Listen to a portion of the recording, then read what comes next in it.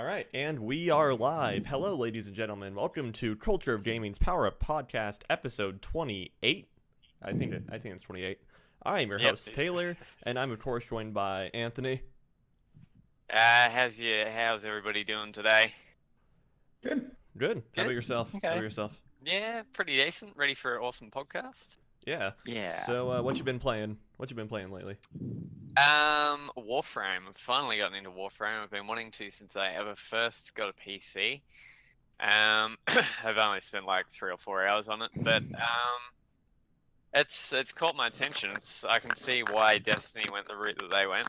And I've also been playing a bit of Prison Architect, and I've nearly finished Torchlight 2 with Joel, so it's been quite a busy week as far as gaming's concerned for me. All right. Andrew. Hi.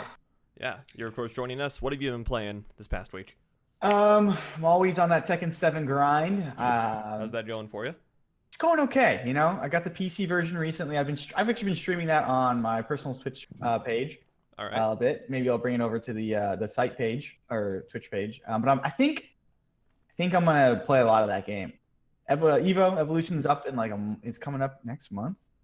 Yeah, in like 15 days or so, a little more. It's like the first weekend in August. I think I'm gonna try and grind out like a lot of matches, and like when I get to Evo, just try to beat some people. Just stomp. I mean, I'm gonna get worked, but I'm gonna have fun time doing it. Money match some people, throw down. That's all that matters. Yeah, yeah. A lot of Tekken, a little bit of magical drop 3 here and there. Yeah. Cool. That's a little puzzle game. Okay. Aidan, you are our 4th guest this week. Hi. Hi. I'm playing the Octopath Traveller, which just released yesterday. Yeah. It is we were just talking about it before. I know you're planning on getting it. I haven't really suck much into it. I've only played one character. I'm like maybe like 20 or 30 minutes in, but I like it. I'm a big RPG, like especially like turn-based RPG guy. So I was and on the moment it was announced, it's one of the best looking games I've seen in like a while, just because it's so stylized. It's like the perfect melding of a 16-bit RPG with like modern day graphics, and I'm already hooked on it. All right, that's cool. Real quick, did the stream transition for everyone else? Are you guys watching? No, it did not. It just did then. Nope. It just did now? Okay, so is everything good now? Yep, everything's perfect now. All right, cool. Oh, dude, that was strange. Anyway, yeah, so this past week, I have been playing WoW. That's pretty much been it. Wow. Been playing a bit of WoW. Wow. I've pretty much finished everything due for the current expansion I want to do, so I'm just going to have biding time until August when Battle for Azeroth officially drops. And then, yeah. So, we got the pre-patch coming on Tuesday, so kind of excited for that. Anyway, Cool. so, we are, of course, from cultureofgaming.com. And if you want to connect with us, please join our Facebook community group. Okay, facebook.com/cultureofgaming, I think, or whatever, or just search Culture of Gaming on Facebook. You'll find us really easily. We have a community Discord that you can access through our main site, which is, of course, cultureofgaming.com. The little invite link is right off to the side panel on your right-hand side. And let's see, Twitter @cog.net, Instagram, what is that? Culture of Gaming also? Yeah, that's Culture Gaming. All right. So it's just Instagram. That's a great name. Instagram. Instagram.com/Culture of Gaming. All right, and then YouTube. We don't have a cool custom YouTube URL yet, but you can either search us, find a link in the Twitch page below, and help us get to 100 subscribers also. Yeah. So that we can get Once that we cool hit 100. custom URL.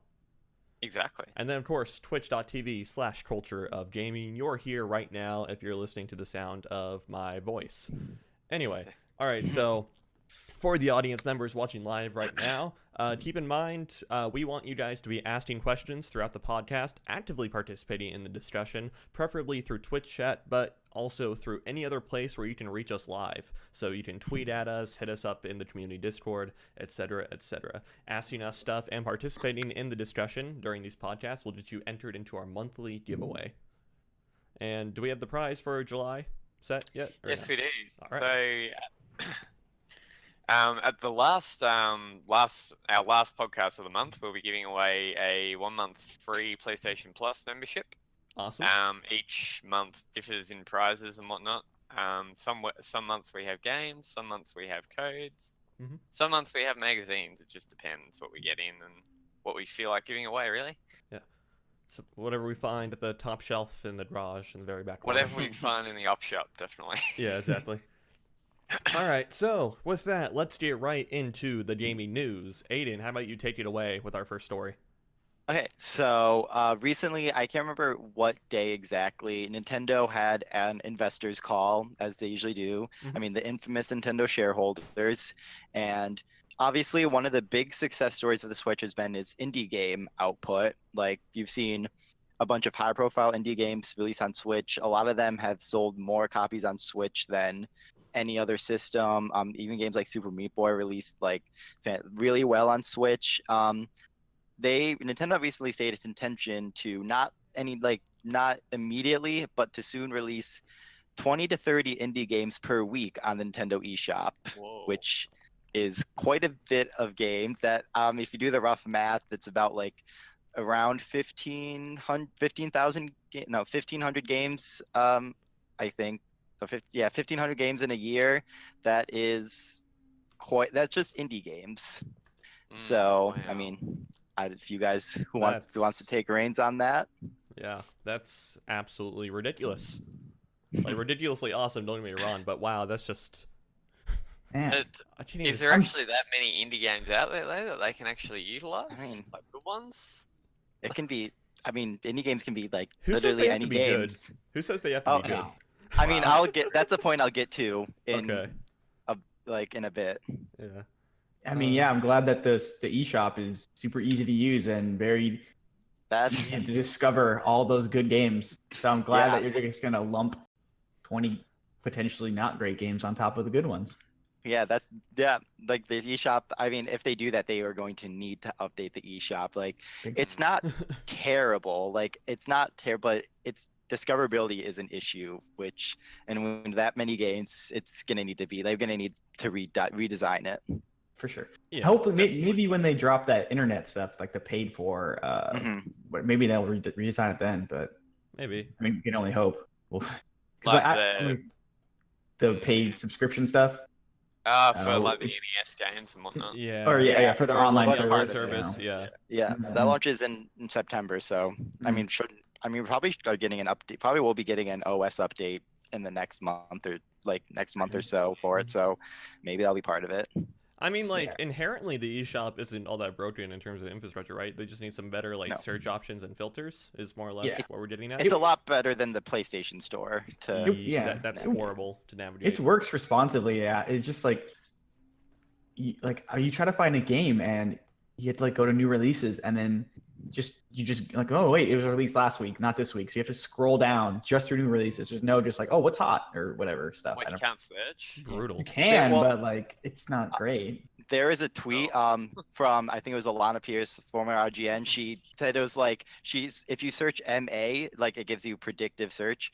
It gives you like marijuana before Mario as a suggestion. So that just shows you that I take it all back. eShop is good. It's not. It's like it works, but it's not the most It's user friendly, but it's not the most functional. Okay. Mm. All right, that's fair. That's Yeah. strange. Okay.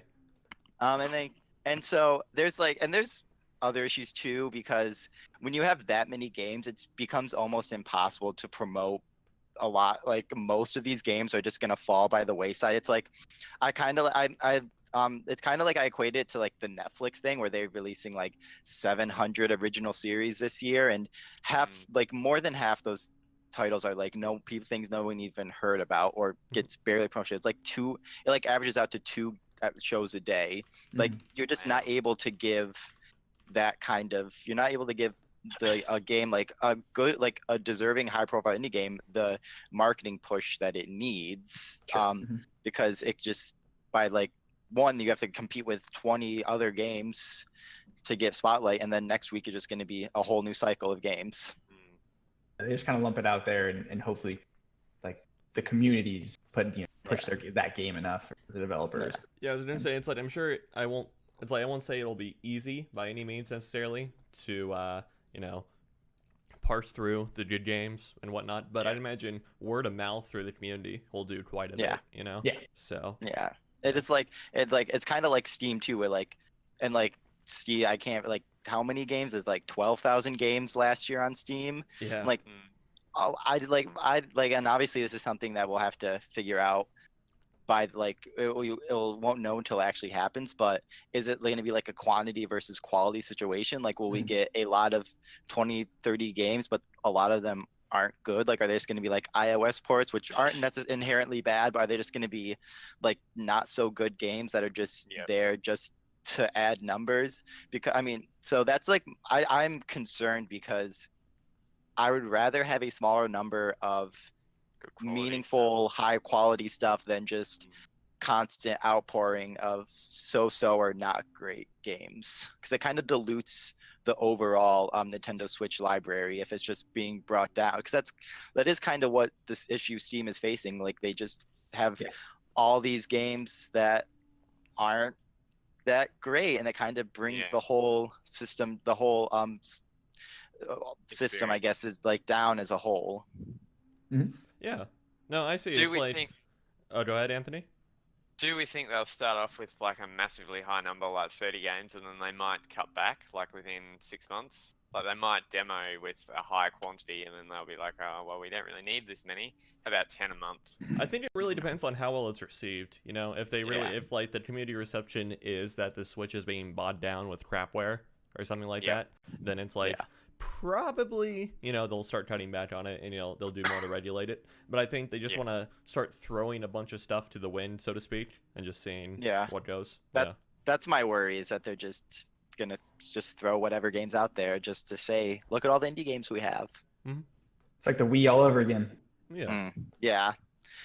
Mm. But so that's like I don't know if you guys are more positive on me. Like I'm not gonna say it's a bad thing inherently, because I'm inclined to trust Nintendo on this, because Nintendo tends to have like a high standard of game. I mean, okay, maybe not high standard, Now. but they tend to Yeah. like they like Yeah, no, they do. they're pretty they tend to be pretty like guarded over like games that they recently, so I hope for it. And then I also don't want games to get overshadowed, because a lot of developers put their games on Switch because they're able to get this spotlight and they're able to make make money off the Switch. So I don't want to see like a lot of deserving games fall to obscurity just because they don't have room to breathe. Yeah. I've heard a ton of testimony and everything from developers, even small ones, that the Switch is just super easy to develop for. Yeah. So, yeah. So, okay. Yeah, particularly in this, like what's their power compared to like a PS4? It's like half. I Or It's something. really hard to No. quantify. That's the thing. Yeah. It really Yeah. is. I mean, It's it's like- kind of like a gaming tablet, right? And people have already kind of yeah. been with those for a while. So Yeah, it's like somewhere between like it's like more powerful than PS3 but less powerful than PS4. So it's like it's not like definitely low power stuff, but it's not as high power as Yeah. as like those two consoles. Mhm. Yeah. All right. So that's incredibly ambitious by Nintendo. I'll give them that. All right. And all right, this net story, we could have talked about it last week. It was still kind of developing a little bit, so I left it out of the topics and everything. But Mr. Andrew here wanted to go ahead and bring it in this week. So, Andrew, why don't you? Yeah, well, strap in for this one, guys. Yeah, this is a roller coaster. Okay. Really quick, Swampy FX, thank you very much for the follow. Appreciate it.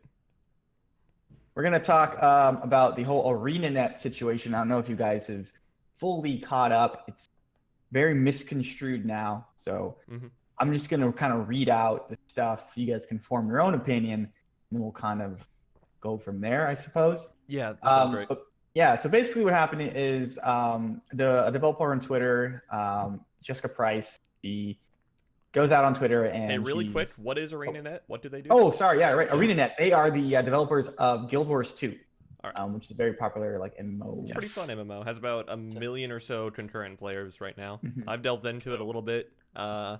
Leveled the character all the way through. I played a bit during Heart of Thorns. It's okay. I'll do. It's okay. Never really. It is popular. It's popular. Yeah, people like it. People seem to like it. Yeah. but she goes out on Twitter. I guess she said she's been on Reddit a bit. She's a game developer, so she talks about developing characters on her Twitter. Just kind of just a little post. Nothing. It didn't seem too deep or anything. Her just kind of maybe she was thinking just about letting it. her thoughts out. Yeah, she knew she was just thinking about it a bit. And anywho, she tweets us out about character development and stuff, and someone decides to just kind of react. His reaction wasn't necessarily malicious or like, it was a little condescending, because he was kind of like, well, in my opinion, this is what you could do, or and he's not a game developer. She's a professional. Yeah. So if she knew how to fix it, I'm sure she's doing her best, right? Like, which is just a narrative issue. And narrative is obviously something that is hard for everybody in anything, like so especially MMOs. Yeah, exactly. But, yeah, so she knows. The guy's like, well, you could do this, you could do that, and her her response was just kind of like, okay, thanks, guy. Like, I don't really care about your opinion. Yeah. And then he responded back with, it wasn't super like angry. It was a little rude. Their exchange was a little rude. And she's like, whatever. I'm just gonna block the next random, asshat who decides to like, tweet at me. Mm. She just So doesn't that want was- to deal with it, Yeah, she just doesn't want to deal with, the people getting at her. And she got a lot of like flack for this interaction with this person. They're calling her like, oh, you're being very rude and just kind of being a jerk. And actually one of her coworkers decided to stick up with her, like, hey, I forgot the coworker's name. I'm not familiar. But he's a male. He was just kind of like, oh, I'm a male developer, and like, I don't get nearly as much flack as she's getting right now for like this. And I agree with her problem and such like that. And then he also kind of got like brought into the fold. He was like, well, I was just stating my opinion. Like, like, this is how I feel about it. Like, I don't want to create a thing about it or anything. Mm-hmm. But anywho, so these people are, the players, the Guild War II players are up in arms. They're angry, I guess, about this. Yeah. And they kind of call for her firing via social media. They're kind of like, hey, why? What is this? Is this a bad interaction? What you let your developers talk like this to the community? Yada yada yada. Yeah. And ARENAnet, I think, the next day, the day after, fires both of them. Both of them fired from their jobs. Wow. So yeah, crazy, right? Like, what? Yeah. So and then hold on, let me gotta pull up his name here. I want to say this. What's his name? Mike O'Brien. He's the ARENAnet president. He called it an attack on the community. It's like that's like how he called it, which is odd, because I don't say there was really any attacking going on. It was more of just kind of a rude, just some banter back and forth. And let these people get fired for this, like, I would say pretty pedestrian interaction for the internet. Like, I've seen way more it's like, hostile stuff happen. Just to be clear here, there was nothing inherently malicious about any of it necessarily back and forth. It's like, you look at these comments and they all look like they could have been made in relatively good faith, so to speak. It's just like, the dude who first replied wasn't trying to get at something necessarily horrible or, insult her personally or whatever. But yeah. It was just kind of the like, well, I know you're a professional, but let me kind of step in and tell you how to do your job. And I think that's where, she rightfully kind of got upset. If someone, comes up to me during my job and tells me that's wrong. And, I'm not going to take it lightly. And like, what? Why would you tell me that? You don't know what you're doing. So, I understand all this interaction. And the interaction isn't what's bothering me. It's the response interaction, which is ARENAnet just firing these people. And basically just folding to the community. Yeah. Like, it's weird to know that if I worked at ARENAnet right now, I'd be so scared for my job, because clearly the developer they don't have my back at all. Like, there's no company integrity or loyalty. Exactly. Especially, and then getting rid of the other employee who just simply was sticking up for a coworker. Yeah, it is insane. And this is like, on its own, is wild, right? Yeah, it is. The thing is, now it's kind of branching into this other thing where people are now just kind of attacking other developers and trying to get them fired. Like being like, hey, this is how this person interacted one time, and not saying that like what she did was great. Like, yeah, like maybe she could have gotten a talking to from her boss or whatever. Like, hey, you can't do that. Like, you can't just call these people asshats Right, or whatever, right? Like, sure. And I think that should have been the extent of it. But then like firing them's a bit overboard, crikey. And I was even looking at this Reddit post, which was it looks like it's been removed since, but you know how the internet works, they save everything. Someone was just like, hey, we can probably fire anybody on a Guild Wars. You know, at this Guild War 2. Oh yeah, it's like, you know, you can just provoke some ARENAnet developer the wrong way on Twitter. It's over here as a response, and it's like, oh, fired out of there apparently, because you know the precedent's already been set. And then G-Man Films in the Twitch chat adds they wussed out, honestly. They referring to ARENAnet. Oh yeah. It's like, oh yeah. All right, so there's a couple things I want to bring into this a little bit more. So we're in the MMO space right now, right? So haha, MMO space, what I'm about to talk about. Okay, EVE Online, right? Another MMO, science fiction based. CCP are the developers of it, all right? And in general, the community interactions between CCP and the EVE Online players are kind of, I don't want to say aggressive, but they're very bantery and like they're very sledging and whatnot. Yes, exactly. That's a great way of putting it.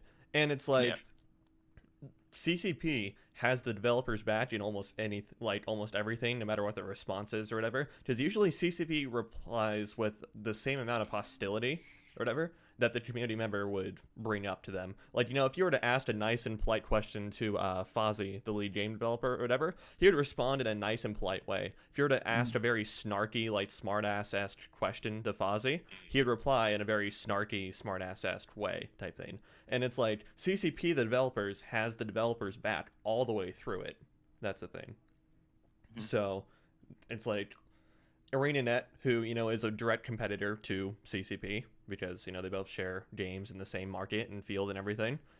It's like, you have two completely different sides of the coin with them. And I kind of think ARENAnet could have learned a bit more from CCP in the sense of, you know, it's like, this is how, you know, you should kind of back your developers. And it's like, granted, all right, it is not necessarily unheard of for a developer from CCP to be fired for his interactions on social media or whatever.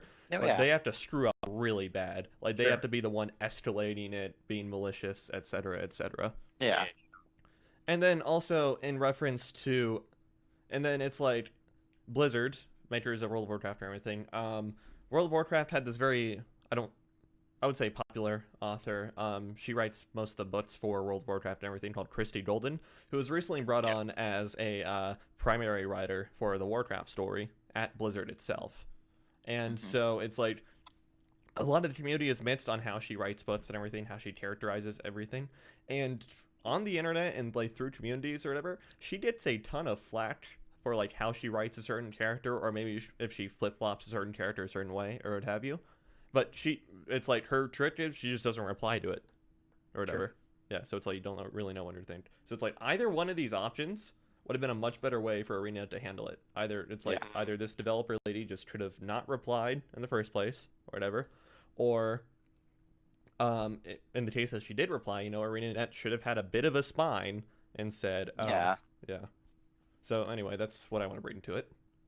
Yeah, like, I mean, everyone says on Twitter, like, this guy, I don't know if I'd call him a troll necessarily, but everyone says ignore the trolls, which I kind of have mixed feelings on that, because sometimes I just don't want to ignore them, and it's like, sometimes you just have to fight back, and let's, like, honestly, like female developers and females in the game industry do have it a lot harder. Like, they get harassed, like, constantly, even like for the smallest mistakes. And so she's probably gotten a lot of like harassment or like negative words, and like we all have days when we like just can't take it anymore and we just have a breaking point. And I don't think she was that, maybe she could have like said it a little more better, but I don't think she was that out of line with what she said. She was just saying like, I'm just sick of people telling me how to do my job, which that's fair. Like, wouldn't want people to tell them, like you said, I want people telling me how to do my, like, what I do for a living.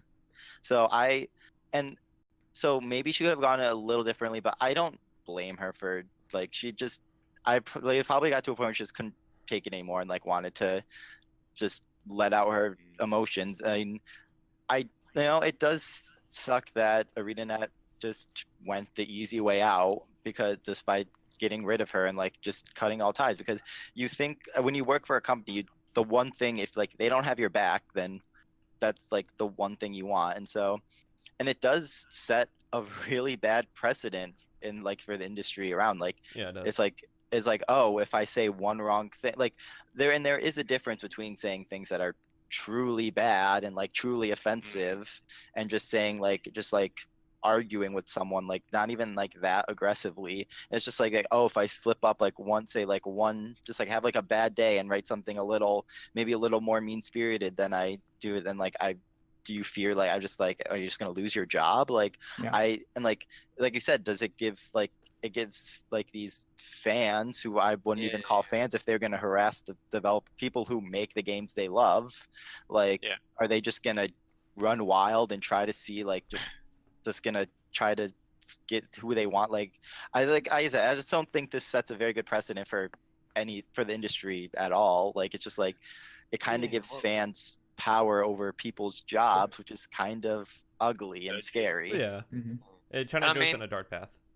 The whole thing is with like the game industry. It's supposed to be like a fun environment where you know people go in and it's painted as like a really cool, chill atmosphere where people can kind of do what they want in the company. It's supposed to be escapism. Right. Yeah, exactly. They're doing what they want. They're doing what they love, and I honestly don't think that there's absolutely no way this warrants a firing. But then on the other hand, it's also important that the developers actually listen to what their fans want as well. And sure, if the guy's being an absolute idiot and a troll, then I would go off at him. I mean, probably anybody would, and I do that a little bit on Reddit, because we get quite a bit of stuff happening on Reddit. And I mean, it's natural. People keep seeing comment after comment after comment, and then finally it's just like, oh snap! Well, you're an idiot, block or whatever.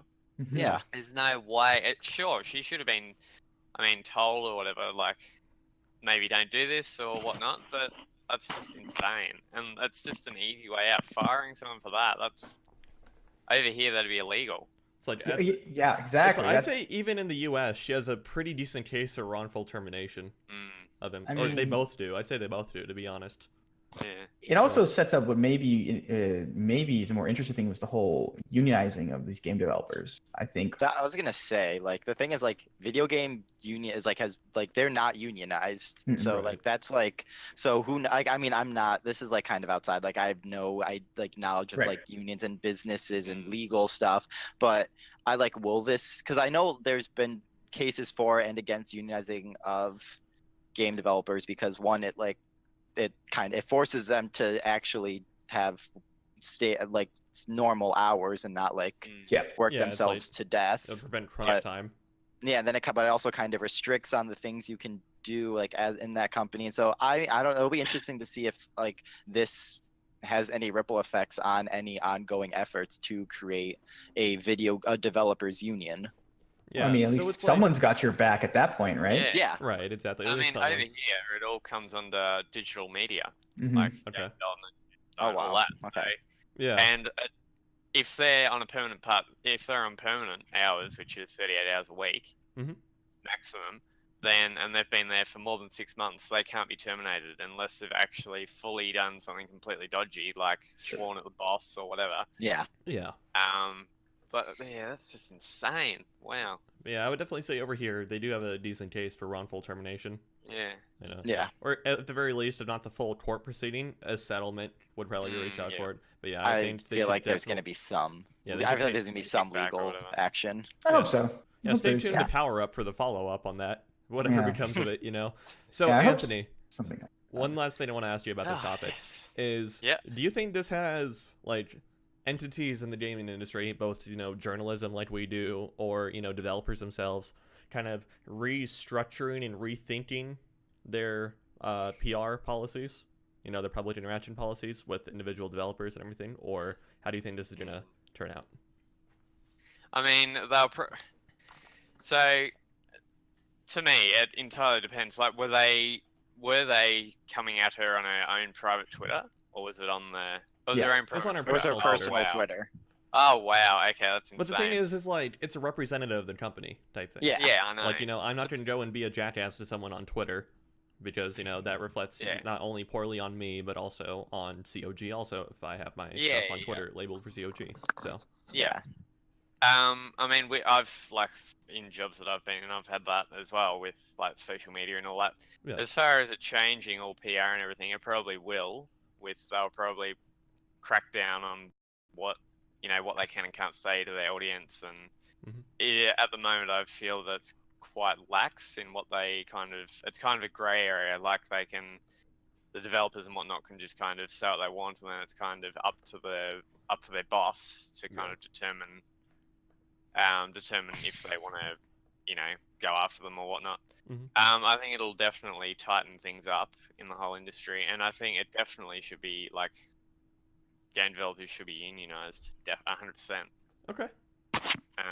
Yeah. All right. I think the whole like unionization is a debate for another day. Yeah. Yeah, that's its own rabbit Yeah, hole. that's its own can of worms. Yeah. All right. So, Anthony, how about you continue with our next news story? Yeah, so for those of you who are into simulators and whatnot, if anybody is anybody here into simulators? Kind of. Like Kind of. flight American trucks. simulators or Euro trucks. I just- Let's go. Yeah, I just did a review of a train simulator. Okay. Yeah, cool. So the people behind who are they? So Eagle Dynamics, the people behind DCS World and also Lock On Modern Air Combat, Okay.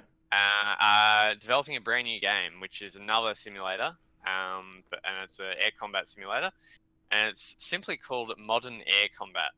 Very original. And it's supposed to be coming out in fall of this year, which is what's that? Autumn. Yeah. Autumn. Autumn, Yeah. yep. Yeah. That's like it's like September to November, December. Yeah. Okay. So it's supposed to be coming out in fall this year, and it's going to be a lot like their previous games. So a couple of their previous games have been free on Steam, Mhm. which you can, it's kind of like Warframe or whatever. However, their DLCs have been paid for, so like you'd have to buy the F-15 DLC and Oh, pay okay. like $70 for it or whatnot. That's standard.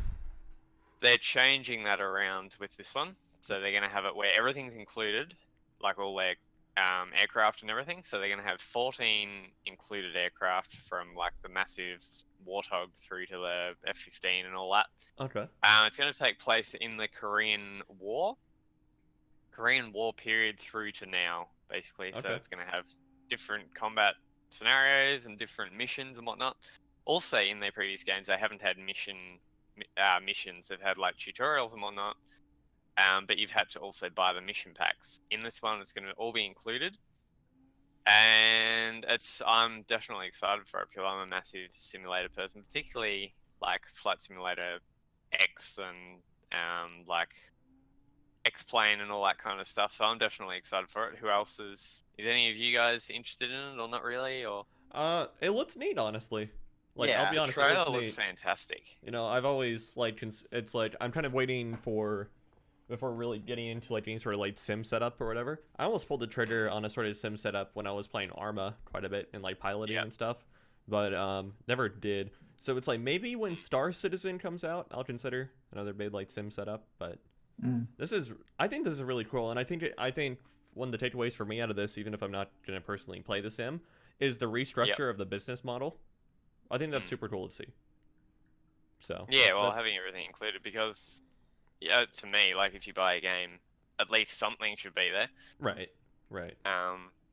Yeah, and that's the issue that like I just downloaded one of their previous games and it's just nothing. Like you've got to go in and buy all the mission packs and all that stuff, so it makes it a lot easier for players. Yeah, because to me it seems like you were getting the engine, and then you have to pay for the plugins into that engine. If that makes sense. Yeah. That's the way I kind of saw it. Yep. All right. And I think we definitely need to see more combat simulators as well. Yeah, it's like yeah. because like Microsoft Flight Sim, it's all so they are releasing a full game. Yes, that is a good way to put it, G-Man Films. Yeah, because all right, so like Microsoft Flight Simulator, that's all like civilian craft for the most part. Yeah. Right? Or it's like at the very least, it doesn't have like jets shooting each other down or whatever. No, well, you can't. There is like a combat DLC, but you can't actually shoot people. Okay. And then Yeah. like, but then if you want to do like air-to-air combat or whatever, if you're into like dogfighting or whatever, you pretty much have like Yep. spaceship games, or you have Ace Combat or whatever, or like Tom Clancy's HOTS or whatever, right? So this is Yep. like this to me is interesting because it kind of bridges the gap between flight sim and combat sim.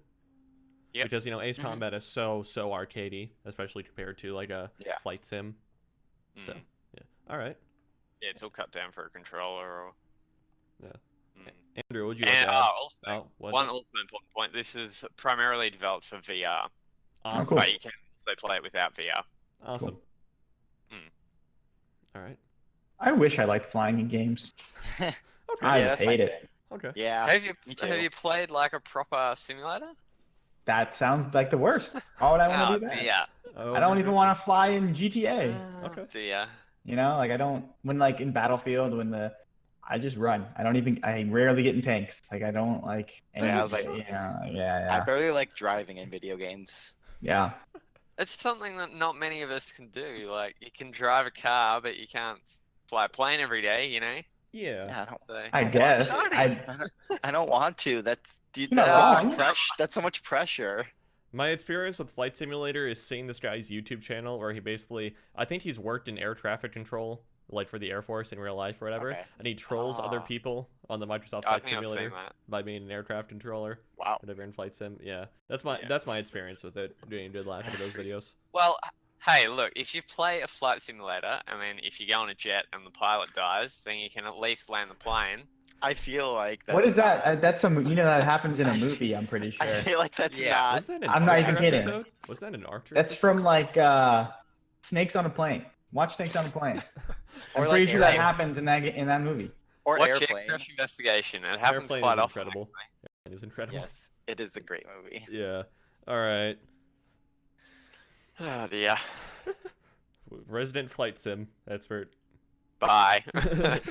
All Do right, you have a flight? A yoke, yes. Oh, nice. Oh, okay. Cool. Do Anthony's you have like, your I'll you be have in my your cockpit. goggles yet and your helmet? I'll be in my cockpit. Not quite. Not Got- quite. Oh, you should get like a Red Baron, like a leather helmet and like the circular ones. That's great. That's what I would do, and I would just sit there and I'd be like, Yeah. It's like in Peanuts where Snoopy like lays Yeah. on top of his Yes, doghouse. the Red pretends he's Baron. The Red Baron. Yeah. Exactly. All right. I would play that game. Oh dear, I don't know. Flying houses flying all over the place, Oh, like yeah. little dog Yes. houses flying. Yeah. It'd be adorable. That'd be adorable. We need more Peanuts games. Yeah. Didn't they do something similar on Xbox? Like, wasn't that sort of a thing on Xbox 360 back in the day? They did actually for the Peanuts movie. They released Yeah. a Snoopy game. Yeah. Now I that's just want Yeah. a Mr. Peanut game. Oh no. I don't know what that would be. I was like, He you know, kinda like, scares you mean like the me. Planners Peanut dude? Just trying to. Yeah. Okay. This is a that's a tangent, but he kind of creeps me out, so I wouldn't play I that. imagine you're the way of the Pepsi Man game. What if it's like it's like a horror game, but it's just Mr. Peanut, like Oh, trying to man. give you No. peanuts all the time. Oh no. And you're allergic to peanuts. Oh It's dear. like a mod for Slender, the Slender Yeah. game, where Oh, it's like, yeah. instead of the Slender Man, it's Mr. Peanut chasing you around the forest. Perfect. Okay.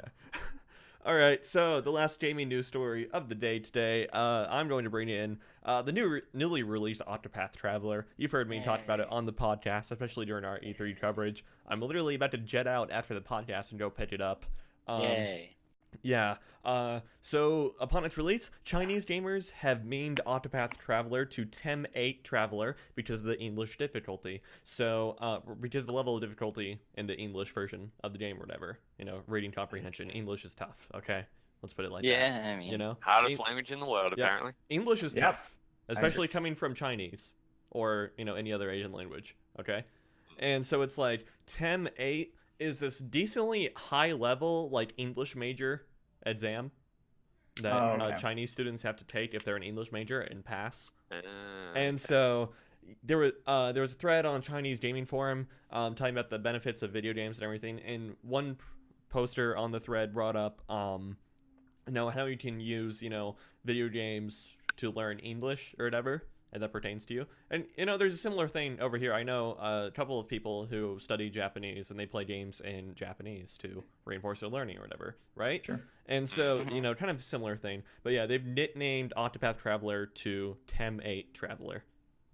Because it's just that nuts. Like that's the English level. Yeah, exactly. Because I guess the English is kind of complex for them. And yeah, Really? yeah, I mean- So Aidan, you've played a bit of this game. Is there like a lot of text? yeah. Well, there- yes, it's Yeah, a. I okay. mean, it's like very much a throwback to like turn-based RPGs. So it's very it's obviously it's very story heavy and it's Okay. very text heavy. But interestingly though, not all of the cutscenes, but a lot of the cutscenes, some of the cutscenes are fully voiced in addition. Like they all have the text bubbles, but they are fully voiced. And then every character like just says like stuff like just small, like a snippet of what they say in the thing. So there is some voice acting, but Mhm. so for that it's. But I mean obviously I speak this as a fully born American whose English is first language. I'm nothing too complex so far, but I mean it is a Square RPG. It's probably going to get very complex very soon. So I'm not far enough to say. So far I'm still at the beginning of my storyline. Everything's pretty standard beginning Yeah. RPG stuff. So Yep. like I wish I could comment more, but I'm so far understanding everything obviously perfectly fine. If I put it in Japanese, I would have no idea what's going on because I don't speak a lick of it. Yeah. So I guess I could understand it from that perspective. But is the game only in English there, or is it No, but Has it it been ships with the translated? English language mode or whatever. Mm. okay? And so it's like Just they'll they want an yeah, extra they'll- challenge. Yeah, they'll set it to English to practice if they're learning English or whatever, practice their English learning skills or whatever. Yep. And then I could people are probably- like, "Oh wow, this is like more difficult than your average game." So yeah, they've kind of memed it a bit. I just thought it was funny. Yeah.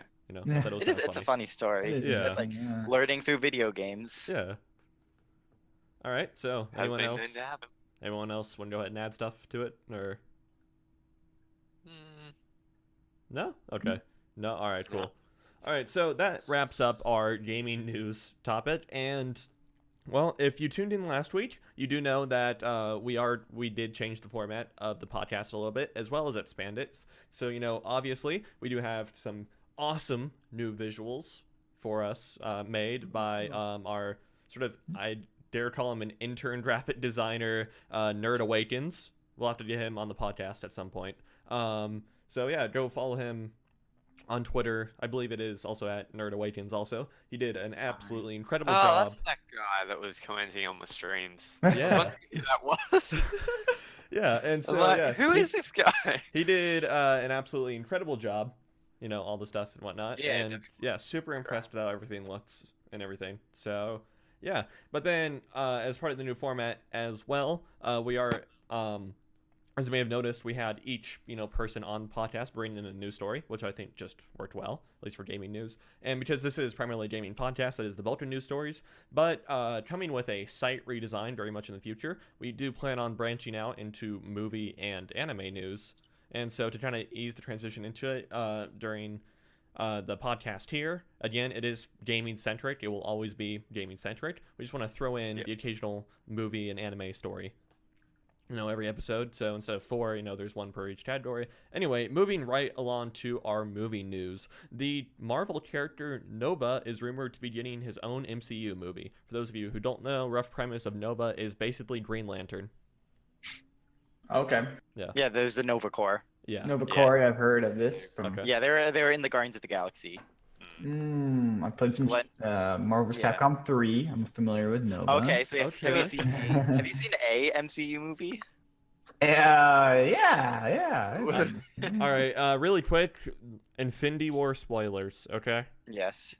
Can I like go for it because I'm gonna have to head out. I'm gonna have to tuck out soon. So, as Guardians of the Galaxy, the Nova Corps were a pretty not important part, but they were a pretty focused part. Their leader was played by Glenn Close, Oscar-nominated actress.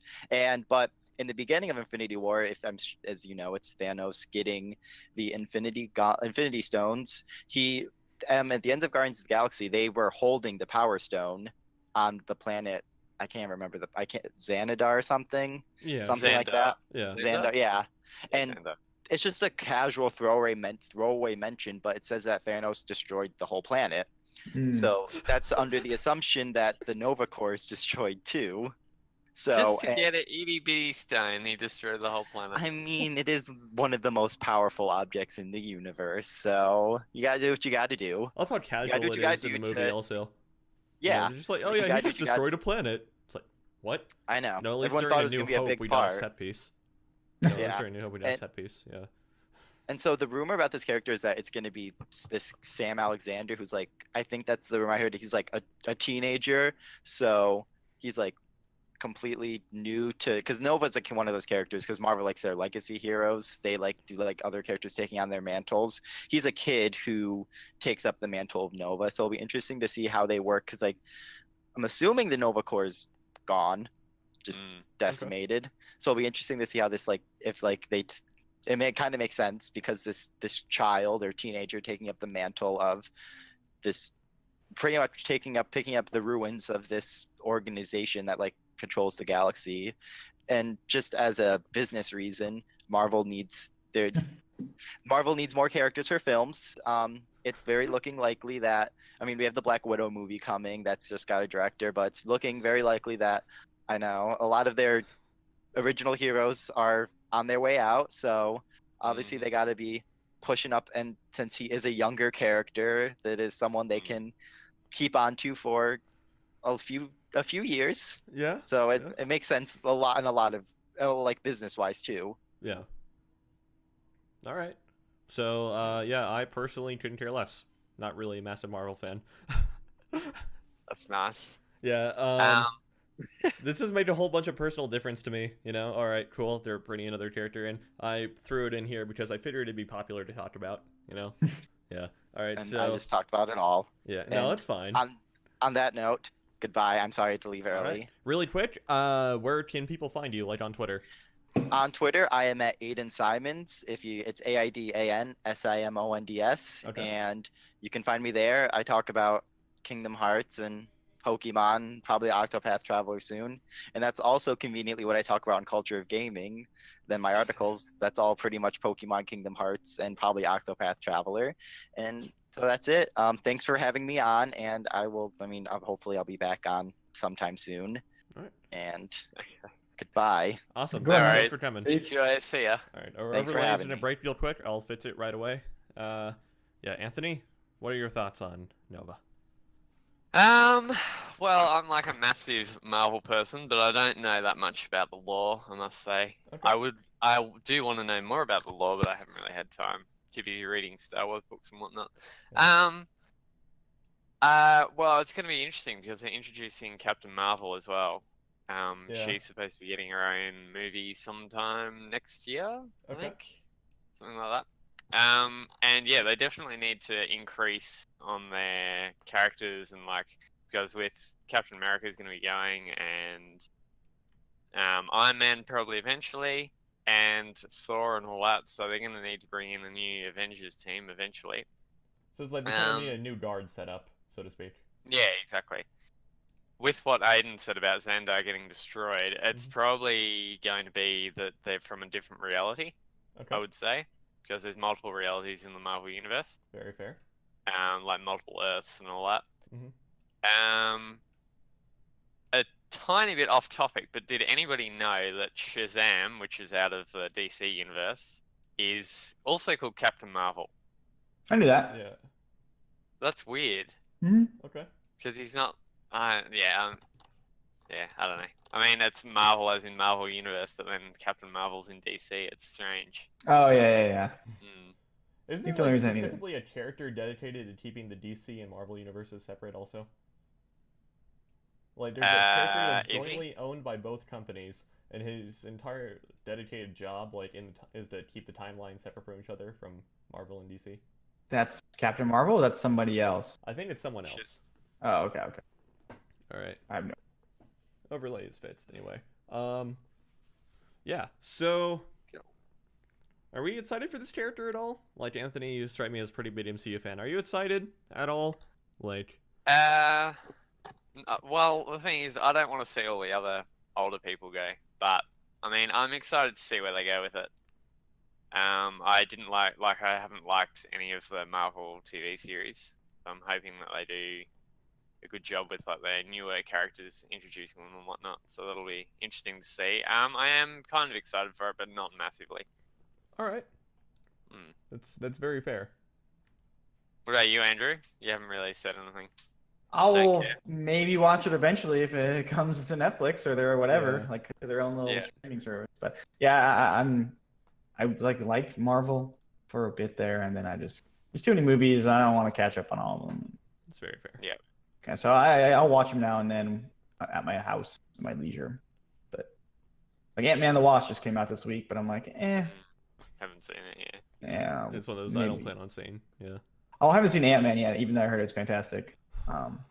They all they all keep getting better, and that's like Avengers was good, and then Avengers 2 was better, and then Thor was better, and then Captain America was average, and then it just went crazy after that. Okay.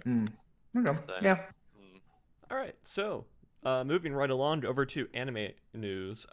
Anyone a Black Clover fan, both on the panel or in the audience? No idea what it is. All right, Black Clover is the latest. It's touted as like the next big shonen anime, so it's in the same vein as like Naruto or Dragon Ball. Okay.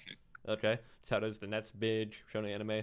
I watch it. I'm a few episodes behind. It's like 6 or 7 episodes behind, like whatever the air it is. The English dub is a lot more tolerable than the Japanese sub because, well, Okay. or the Japanese voice because the main character just screams a whole bunch in Japan. That's like his gimmick or whatever, right? And it's a decently fun series, it's decent entertainment value. I'll give it that. So Bandai Namco, and I mean, these guys, massive Japanese developer, publisher, and everything. They are developing a Black Clover mobile game.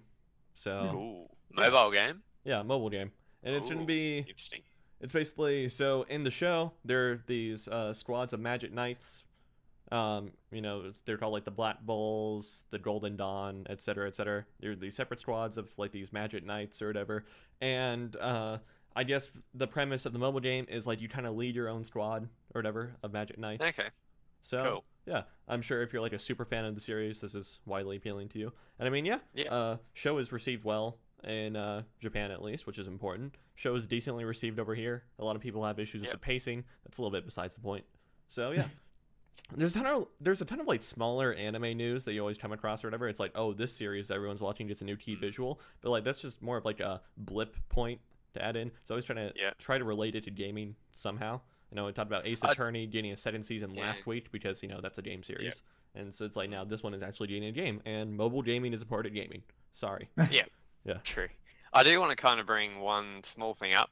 There's been rumors that apparently Nathan Fillion, the guy who's played, what was he in?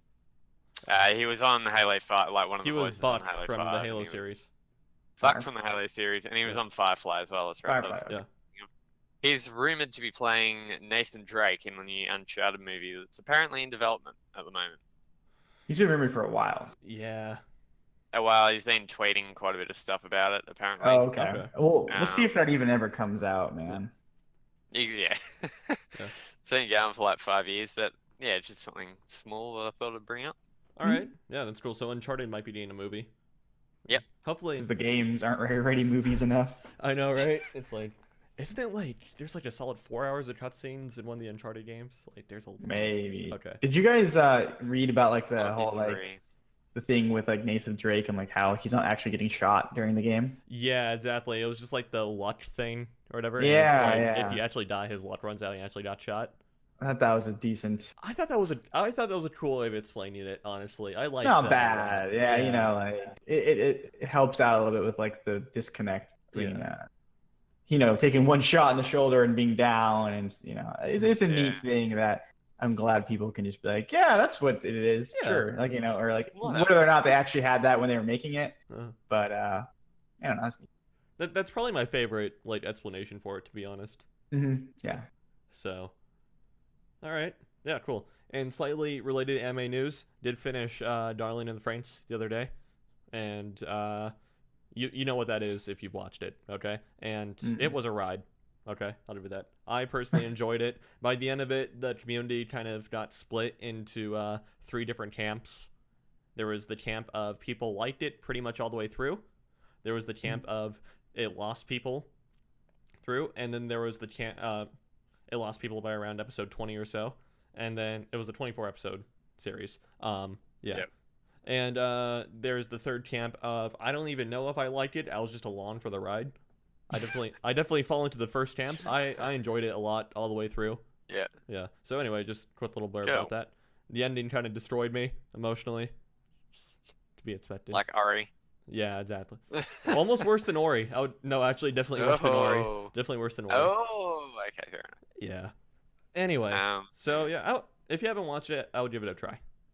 It's by Trigger, who did Kill la Kill also, and there's also that Kill la Kill game coming out also, which is going to have Talking about that last training. yeah, it's a fighting game with a new canonical story, which is cool. Okay. Anyway, so moving right along, games releasing. What's coming up this next week, Anthony? Do we have anything?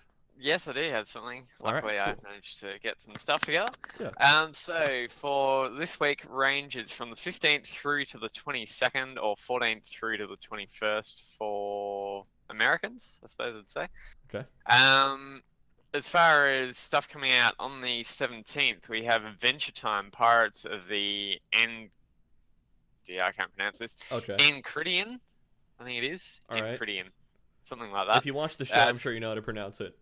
So people know. Yeah. So that's coming out for the PS4, Xbox One, Switch, and PC on the 17th of July.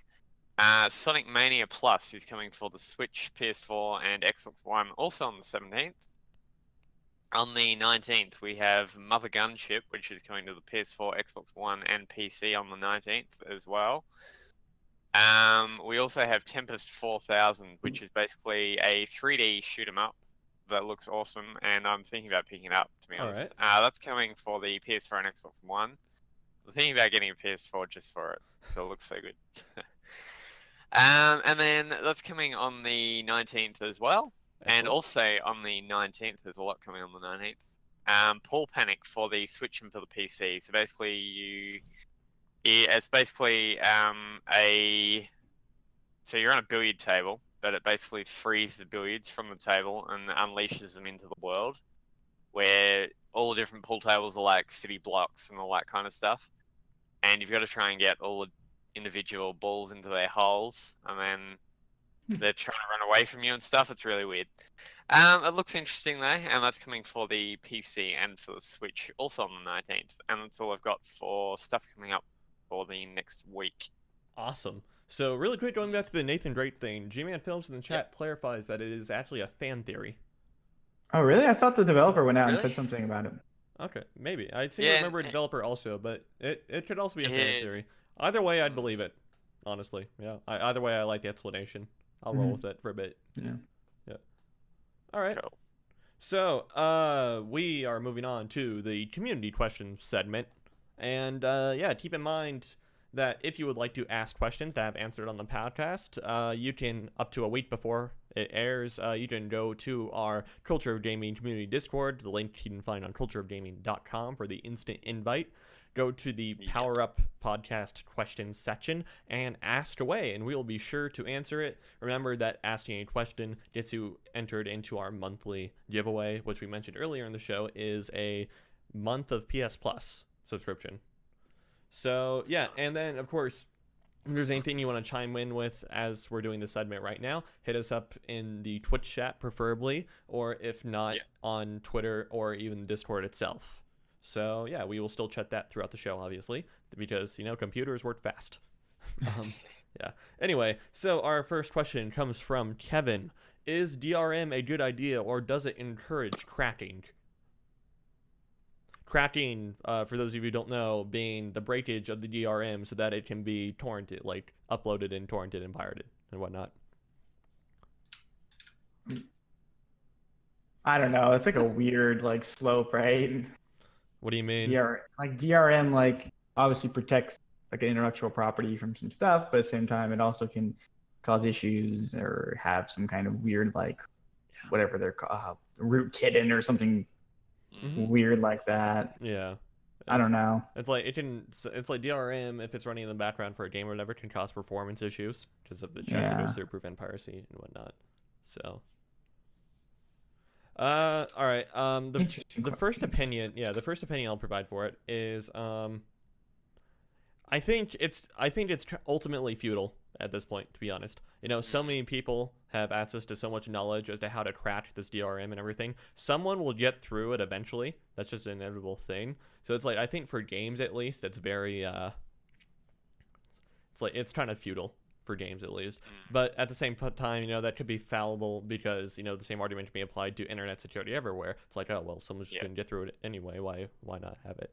So it's just like, but for games at least, I don't think it's worth it type thing. You know, if someone wants to buy the game, then they will buy the game type thing. You know, it's like a lot of developers have admitted that, you know, people who pirate weren't going to buy the game anyway. So they don't really count it as lost sales numbers or anything. Because, you know, there is definitely something to be said for acquiring something for free. Like, oh, it's like, unless I got it for free, I probably wouldn't be using or playing this product, you know? Yeah, Sure. So that's my 2 cents for it. Yeah. Yeah, I mean, it's, as you said, it's kind of futile because people are going to, as you said, you kind of summed it up what I was going to say as well. Okay. People are going to buy the game anyway, so it doesn't really make any difference, and it's kind of already covered under copyright and whatnot, so it's strange. Yeah, this should go back to the old days where it's like they just detect whether or not it was pirated to some extent, and it was like place a different file. Like I know CD Projekt Red has some fun Witcher Easter eggs that go on. Yeah. What was it? Alan Wake. You just had like an eye patch. Yeah. The entire like playthrough. That's hilarious. So that's a pretty good one. I would have preferred to play the game with him in an eye patch. That would have been funny. Yeah. The best one. I don't know if you guys have heard of the Serious Sam one. Oh yeah. Where they like spawn like this gigantic scorpion enemy that can't be killed, and it just follows you around and just wrecks you like the entire game. Yeah. So I thought that was good. Yeah. I mean, you can't really nowadays, as far as like consoles and everything, you can't really download something illegally. You can only really emulate something off one of the many emulation sites out there, but I don't think it really applies to console games. Is there any real way of actually getting past that and getting a console game for free on your Xbox One or PS4?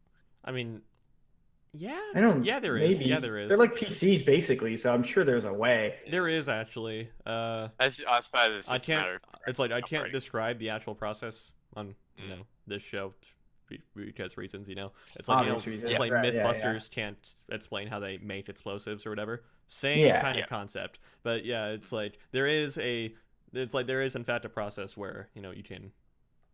I'm sure it's not easy, and I'm sure it's quite dangerous for your machine. It can be, because you don't know what people will load up in the file. Also. Yeah, exactly. Yeah. Exactly. But yeah, I'm sure that exists. Yeah. All right. So. I guess that's our thoughts. Is it good though? I don't know. I guess it's good. Sometimes. Yeah, it's good. It I guess the DRM's good. If it's implemented correctly. It can be, yeah. And then there's also the argument to be made that sometimes, DRM prevents, like, your actual ownership of the game. So say if, like, Ubisoft were to go under and any games you have from, like, Uplay or whatever, you would really no longer be able to play, even though you had bought it or whatever. So I know that's kind of a popular argument to make is like, oh, DRM prevents the actual owning of a game.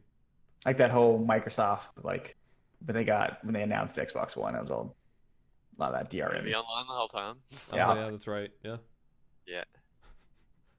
What were they thinking? And the whole I mean, I don't think Xbox when they first said it was a bad idea. I think it was just a little too soon.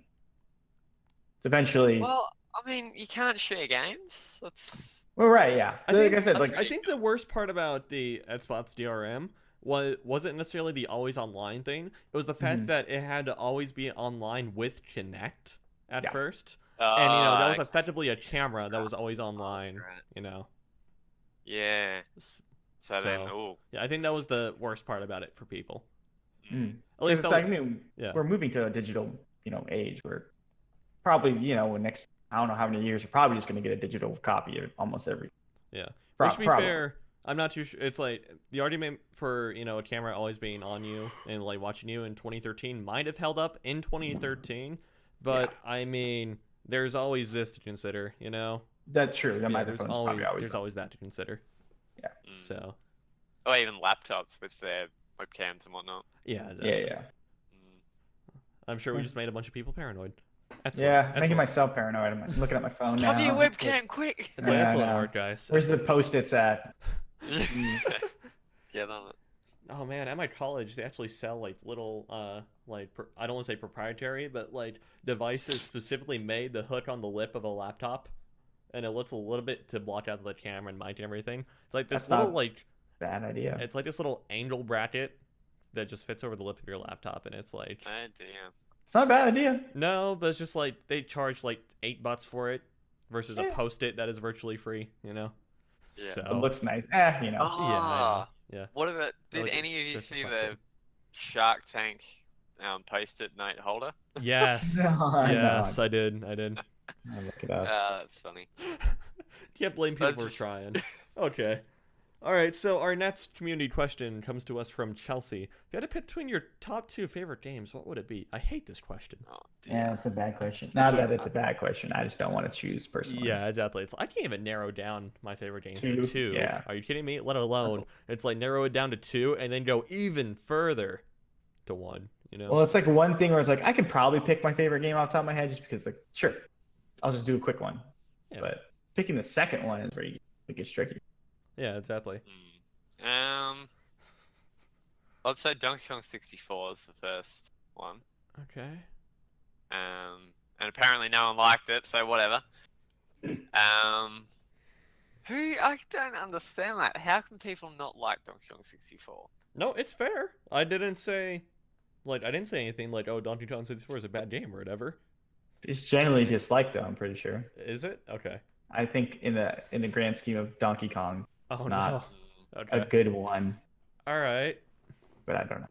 I think Donkey Kong 64 and Mario Tennis on Nintendo 64 Okay. are like the 2 that impact me the most anyway, and that are most memorable. Hmm.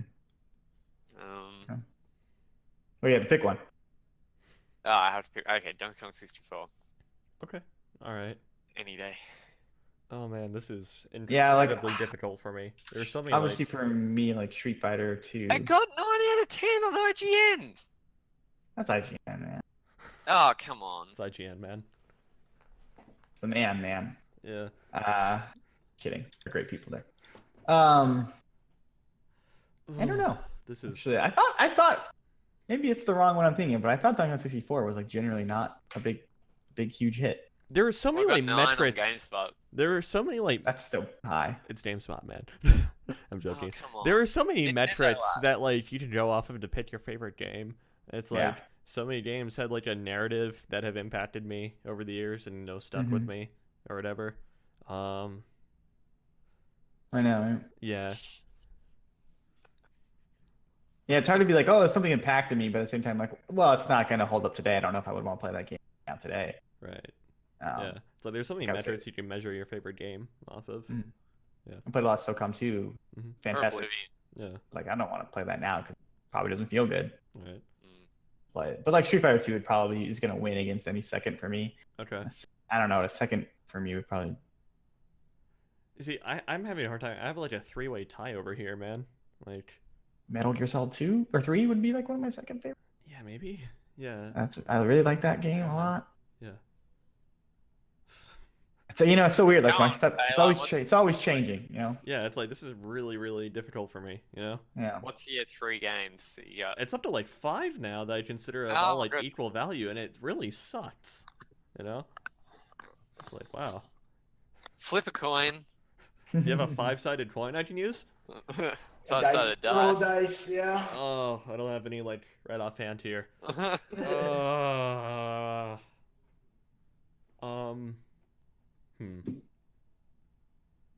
I can put it down to 2.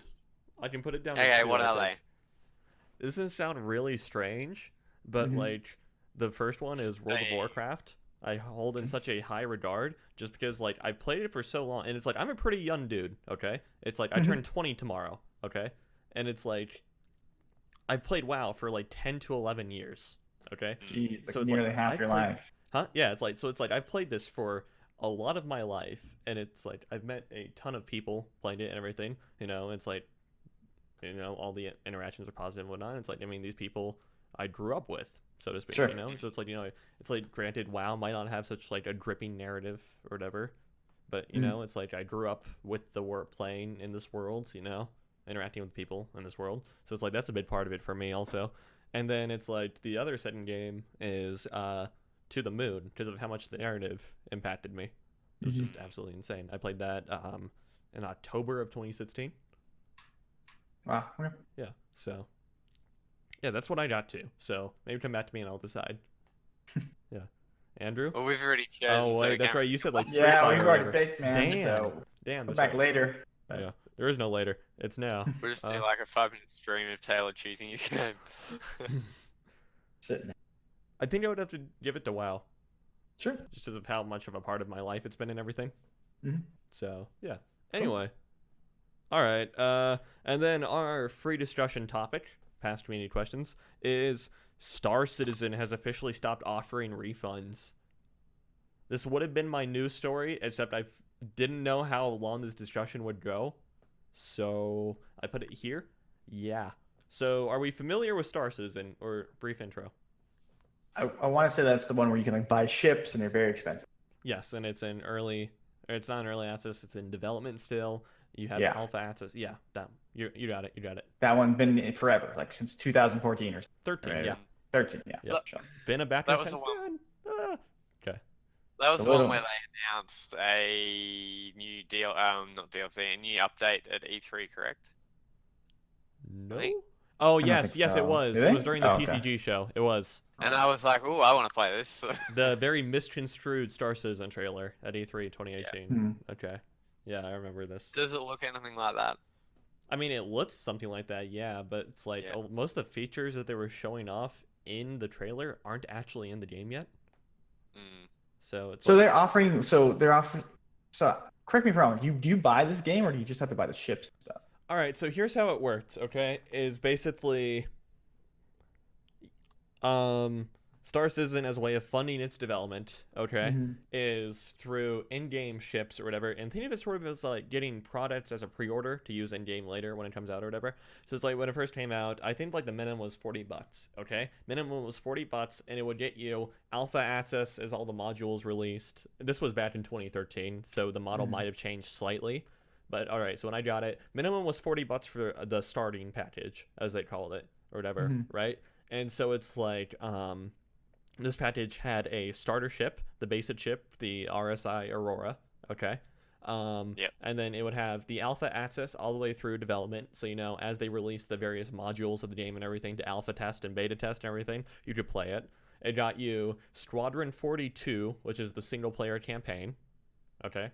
That they plan on making for it. And it got you Persistent Universe access when that comes out, which is like the MMO and like multiplayer portion of the game. And this was $40, okay? And then it's like, if I just paid $40, eventually once they released Arena Commander, which was like the spaceship combat, demo or like module to alpha test their mechanics with and everything, I could use the Aurora ship that I got in this package. If I wanted to commit more money to it, okay, I could pay additional fees for just the ships and everything, for just the ships. So it's like I could buy a ship for $120, and that's going to perform better than the $40 ship I got with the starter package, and that's going to be better than the $80 ship that they're also selling. And they have like these various price points and tiers of ships and whatnot. But I think some of them reached into the thousands at first. They had the completionist package at first, which was literally every ship, and it cost $10,000. Whoa. And Whoa, what? yeah, Too much. yeah. Look up the Star Citizen completionist package back then. And so Wow. yeah, and so yeah, there's that. And so Star Citizen has been in a state of perpetual development since at least 2012, maybe 2013. Okay, and so a lot of people lately have started to say, okay, are you guys actually going to release a tangible product anytime soon? Sure. Or is this all just like vaporware type thing? Is this some sort of big fraudulent scam or whatever? A lot of this discontent and like this concern is kind of causing people to refund, like ask for refunds of their back Yeah. money and everything. And so, lately Star Citizen had been honoring refunds. People asked for it, but then when the refunds increased, they're like, "Hey, wait a minute, we don't want to refund." I'm sure there was some clause in our terms of service or whatever that said, "Hey, we may or may not refund you the money." And so, in a recent court case ruling or whatever, the court ruled in Star Citizen's favor that yes, the clause in their terms of service says that they are not obligated to refund you the money because you kind of know what you were getting yourself into. And so, yeah, they've officially stopped offering refunds on things that have Oh been bought. boy, Yeah. it's not a good look. No, this is a pretty huge misstep, to be honest. Yeah, Wow. like especially like for me personally, I don't know if it's true for everybody, but Star Citizen's been kind of a running joke to me about like, hey, this game is never gonna come out and you can spend thousands of dollars on it. Like what? So then now that they're not offering refunds, it's just what are you doing? Yeah. I Really. mean, obviously they've made a bunch of money. Like the numbers have been out there. Whoa, wow, Yeah. weird, crazy. It's like So I am slightly personally invested in it. I've been a backer since about July of 2013, Okay, so and pretty, since then I have about 300 invested in it. I haven't bought anything Star Citizen related in maybe a year and a half, 2 years. Yeah, and I rarely play any of the alpha demos that they put out or anything. I rarely play it. My only real connection to the game is my monetary investment into the game, and the announcements and everything that they send in emails or like the Sure. newsletters. That's really all I follow. Because like honestly, it was like, yeah, you know what? I'll pay. It's like in 2013, it's like, yeah, you know what? I'll pay $40 to play a game in like 7, 8-ish years. that's And so yeah. vulture if you ask. All right, so G-Man Films, let's even bring this up. Star Citizen also kind of copied a ship from EVE Online. Okay. So in EVE Online, the very basic like mining industrial ship is called the Venture. Okay. And then Star Citizen recently released a concept, and I believe they put the ship up for purchase also, for the Vulture, which is also a starting like industrial mining vessel also, and it looks pretty much exactly like the Venture from EVE. And so it's kind of become a meme between both it's like in the EVE community about it or whatever, and it's like CCP, the developers even commented on it saying it's like, oh, we're flattered type thing. They're not pursuing any sort of like intellectual property lawsuit against Star Citizen or whatever. But yeah, it's just kind of become a running joke and meme. Yeah. It was a lot less of a problem than some people wanted it to be. I'll put it like that. Yeah, I mean they can't obviously. It's like it looks similar, and the name is. What are you gonna do? different. Yeah. So So with refunds, were they giving like a refund? Like, did you have to request a refund within 30 days, or? no, you could. I believe the system was like, so it's like I could theoretically ask for a refund for the money I invested back in 2013. Whoa. I could have. Okay. Yeah. And That's crazy. knowing that does bring up the point. It's like there's a good chance that money was already spent. Oh yeah, Yeah. definitely. Yeah. Slightly. So it's like, Yeah, sure. Huh. so yeah, it's interesting. Yeah, Very interesting. that's crazy. I mean, well, They fell off me seat. yeah, Well, sucks. good luck. Yeah, good luck, yeah, guys. sucks. If you're trying to get a refund, good luck. If you're hoping for that game to come out, good luck as well, man. Yeah. Yeah. This doesn't sound like they want to put a game out. Investment. Yeah. Just want money. Yeah. All I right. might not go and buy it. The things they put out, is that been like can you play it whenever, or is it like timed? Oh like, yeah, you demo? can play whenever okay. type thing. It's just like you run out of things to do very quickly. Okay. Yeah. I was actually considering getting No Man's Sky, but because they've fixed it up. Have A they? lot. They just put out a new update, right? Or is it Yeah. coming out soonish? No, brand new update 2 weeks ago. Uh-oh. 2 weeks ago? I think. Uh-oh. So they've basically fixed everything that people Heard had that problems game with. has come a long way. It's come Good, a long way. good yeah. to hear. All right. So, Um, what's up? yeah, nothing. I was just gonna say I'm not too sure how many players have got there because it's all like MMO kind of thing. I was but gonna say, does it even although have multiplayer anymore or no? Yeah, it does, but you very rarely bump into people because it's so okay. big. Yeah. So, What, No Man's Sky? Yeah. Oh, yeah. Huh. Interesting. It is. All right, so I think that about does it for the show today. Yeah. So Andrew, where can the good people find you on the internet? You guys can find me on Twitter, Instagram, Twitch, all that good stuff at Duronsky, Duronski. Yeah, been posting a little bit more, been streaming a little bit more, so come check it out. Say hi. I usually respond. Great. All right. Anthony, I'm nowhere. COG is your life. Yeah, exactly. Yeah. Yeah. All right. You can find me on Twitter primarily at Infurious Elicon or at Infurious Taylor. I don't even know anymore. I really need to check before going. I really use Twitter. So yeah, there's that, and then yeah, again, special shout out to our intern graphic designer at Nerd Awakens. Make sure you follow him. Yep. I believe that's his Twitter handle. That's at least his username on Discord and whatnot. So if you see him around our community Discord, make sure to say, hey, nice job on the overlay, man. It looks great. So yeah, he That's created great. the snazzy little intro that we had playing about 10 minutes before the show went live, and of course the thing that we've been using this podcast as we've been talking to you guys. So yeah, it looks great. Absolutely incredible work. Good So yeah, job. special thanks to him.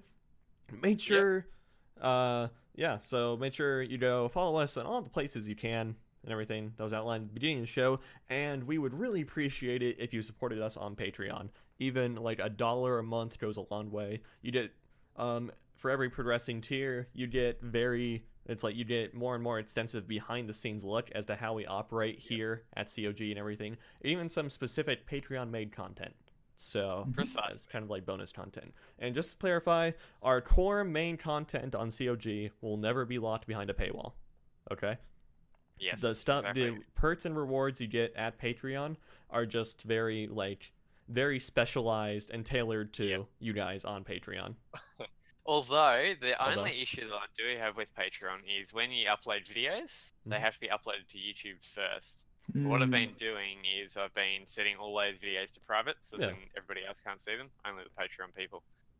Yeah.